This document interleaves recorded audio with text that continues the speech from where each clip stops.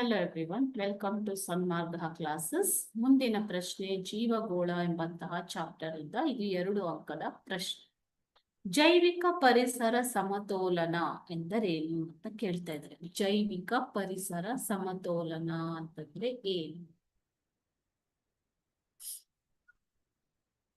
ಪ್ರಾಕೃತಿಕ ಪರಿಸರ ಹಾಗೂ ಪ್ರಾಕೃತಿಕ ಪರಿಸರದಲ್ಲಿ ಇರುವಂತಹ ವಿವಿಧ ಪ್ರಕಾರದ ಪ್ರಾಣಿಗಳ ನಡುವೆ ಸೌಹಾರ್ದಯುತವಾದ ಹಾಗೂ ಸಮತೋಲನವಾದ ಸಂಬಂಧ ನೈಸರ್ಗಿಕವಾಗಿ ಕಂಡುಬರುತ್ತೆ. ಓಕೆನಾ?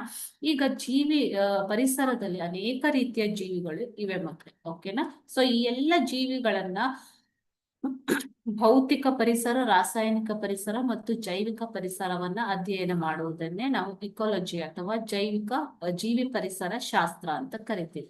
ಅದೇ ರೀತಿ ಜೀವಿಗಳು ಹಾಗೂ ಪ್ರಾಕೃತಿಕ ಪರಿಸರ ಹಾಗೂ ವಿವಿಧ ಪ್ರಕಾರದ ಪ್ರಾಣಿಗಳ ನಡುವೆ ಸೌಹಾರ್ದಯುತ ಸಮತೋಲನ ಸಂಬಂಧ ಕಂಡುಬರುತ್ತೆ.